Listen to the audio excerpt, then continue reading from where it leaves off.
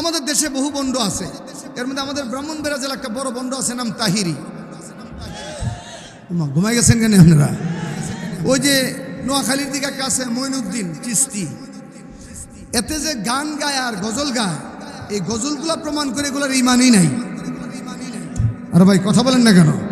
সে এদিন একটা ফতোয়া দিছে, গাঁজা খাওয়া জায়েজ, গাঁজা খাওয়া বলে জায়েজ। ওইটা আল্লাহ বানাইছে না, লিখে জায়েজ। কতটুকু? 2.2% গাঁজা খাবেন জায়েজ। দলিল কি? ফাবিয়া ইয়া আলাই রব্বিকুম আতুকাযিবুন, ফাবিয়া ইয়া আলাই রব্বিকুম আতুকাযিবুন। ওর কি গাঁজা খাওয়া জায়েজ? কেমন গাঁজাখুর, আবার হাতে গান গা।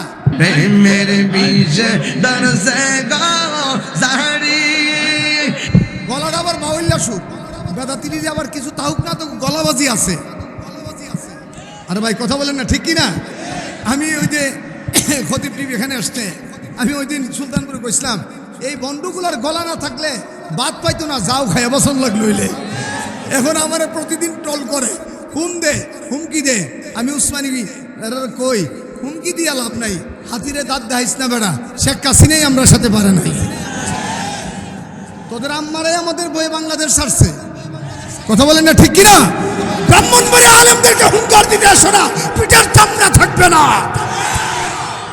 ফেকরে বাঙ্গালের ভূমি, বড় হুজুরের ভূমি।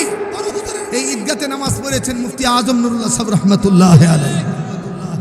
আমরা হুমকি দিয়ে লাভ নাই। আমরা কি ভাবার? তোমার হাসিনা আম্মারে জিগাইও, ভণ্ডামি করবা, মানুষদের আকীদা নষ্ট করবা, আল্লাহর নবীর মহব্বতের নামে নবীর নামে বেয়াদবি করবা, তোমাদের বিরুদ্ধে আমরা বলতেই থাকবো, কোনো বাতিলের সাথে আপোষ করব না। কি গান গা শুনবেন? কথা কয় না, কি কহনেন? আমার মরণকালে ডুলবাসি বাজাইও তরিকার ভাই, আমার মরণকালে ডুলবাসি বাজাইও, কালেমা কলম ভাই, কোনো কিছুর দরকার নাই। আমার গাউসাদনের কোনো গীতি, আমার গাউসাদনের কোনো গীতি গাইও তরিকার ভাই, আমার মরণকালে ডুলবাসি বাজাইও। ইমান রইছে না গেছে? একটু জোরে কোন ইমান রইছে না গেছে? আপনাদের একটা গল্প নাই না, কষ্ট হতেছে আপনারা?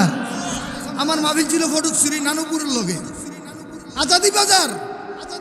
আজ থেকে 20 বছর আগে আমি ওয়াজ করে আসতেছি, হাতের ডান দিকে বিশাল বড় এক মাজারের গেট, দেখে লেখা বাবা ভান্ডারি। তো ড্রাইভার আমার হুজুর এটা চিনেন নি? আমি কই না, ওইটা হইলো মাইজ ভান্ডার শরীফ। হুজুর দেখতে যাইবেন নি? ভাই মানুষে আর কই আগাইতাম কন, জায়গাটা কই আপনারা কন না, এরপর আগান, একটু আগান। আল্লাহু আকবার। আগামীতে এই মাঠের তফসিল চলবে না ইনশাল্লাহ, জমিনে নিয়ে যাইতে হবে। কথা বলেন না, ঠিক কিনা? আওয়াজ করে বলেন। এই ছোট জায়গায় আগামীতে আর তফসিল চলবে না, বড় জায়গা লাগবে। আল্লাহ তুমি এই মাহফিলকে কবুল করো, একটু জোরে বলেন আমিন। ভাই আপনারা কথা বললে আমার কথা আর আসবে না, বলেন আল্লাহু আকবার, জোরে কোন আল্লাহু আকবার। ড্রাইভার আমার কোলে হুজুর দেখতে যাইবেন নি? আমি কারে বেটা, আমি যে এইভাবে একের বিরুদ্ধে কই, আমার মাইর খাওয়ানো লাগবে। হুজুর এক কাম করেন, আপনার এই যে কুটটা খুইলা, পাঞ্জাবিটা খুইলা শুধু কুটটা গায়ে রাখেন, আর টুপিটা খুইলা চুলটির এলোমুলো করে লাগান। ড্রাইভারটা সালাক আছে। তো আমি পাঞ্জাবি খুললা, কুট পরে প্রিন্স কুট ছিল, চুলগুলো বড় চুল তো এলোমুলো কইরা একটা বাপ দিরাম গাড়ির সামনে বইরেছি, লাইটটা জ্বালাই দিছি, রাত বাজে 1:30। তো রাস্তার দুই পাশে ভান্ডারির ভক্তরা আমার দেখে আমার এমন এমন করে, আমার বাপ দিকে মনে করছে আমি একজন বুঝি বাবা, বুঝিনি? তো আমি ভিতরে গেলাম। হ্যাঁ, একটা কথা শুনেন, মাঝভান্ডারের যিনি প্রধান পীর আল্লামা আহমদুল্লাহ রহমতুল্লাহ আলাইহি, তিনি আল্লাহর কুতুব ছিলেন। আল্লামা আহমদুল্লাহ রহমতুল্লাহ আলাইহি তিনি আল্লাহর কুতুব ছিলেন। কেমনে? আমরা যখন হাটহাজারি পড়ি, আমাদের হুজুররা তাকরীর গীতিকা বলছেন যে আহমদুল্লাহ সাহেব রহমতুল্লাহ আলাইহি তিনি নাকি এই রাস্তাতে আসতেন, চলাফেরা করতেন। তখন হাটহাজারি মাদ্রাসা হয় নাই, অর্ধমার্ত জায়গা ছিল, ময়লার স্তূপ ছিল।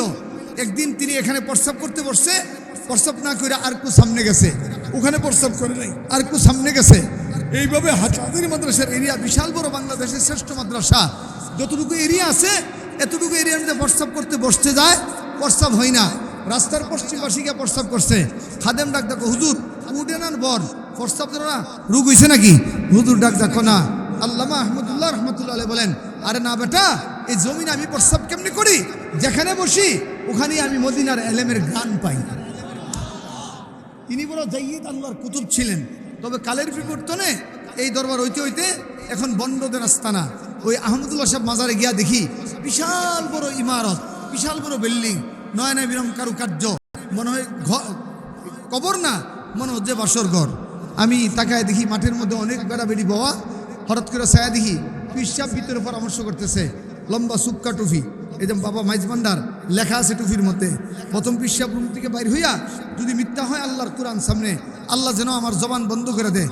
আমি তাকায় দেখি পেছনে তার বক্তরা বের হয়েছে, সে আইসাই একটা কবরের দেওয়ালের মধ্যে কবর লাগাইয়া সেই যা সম্মান কইরা এরপর অধিক বৈশা বৈশা আরো কি কি কাজ করলো।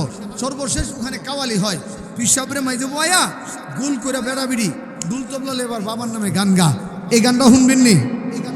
আমার কথা বল, এই গানটা শুনবেন নি? বান্ডারির নামে কি গান গায় এবার শুনেন। ওরে বাবা জগত সখা, বাবা রেখো, ওরে বাবা জগত সখা ভান্ডারে দিয়াছো দেখা, কেউ বলে মুস্তাফা তুমি, কেউ বলে খুবহু খুদা, কেউ বলে মুস্তাফা তুমি, কেউ বলে খুবহু খুদা। আমারই মরণের পরে, আমারই মরণের পরে দুয়া কালামের দরকার নাই, মাঝ ভান্ডারের বাবা এনে মোর জানাজা পড়াইয়া দিও। বাবা তোমার দরবারে কেউ ফিরে না খালি হাতে, বাবা ভান্ডারি লাইন সারা চলে না রেলগাড়ি।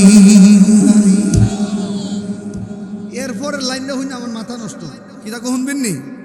ওমা কথা কয় না, ও ফানির নিচে মুমের বাতি, মুমের বাতি বলে ফানির নিচে তার বাপের মাতা, ও ফানির নিচে মুমের বাতি ঝড় বাতাসে নিবে না, বাবার কাছে মুরিদ হইলে নামাজ রোজা লাগে না। ইমান আছে না গেছে? যারা পীর রেখো তুমি খুদা, তুমি রাসূল, খুদার কসম তাদের মধ্যে হিন্দুদের মধ্যে কোনো পার্থক্য নাই।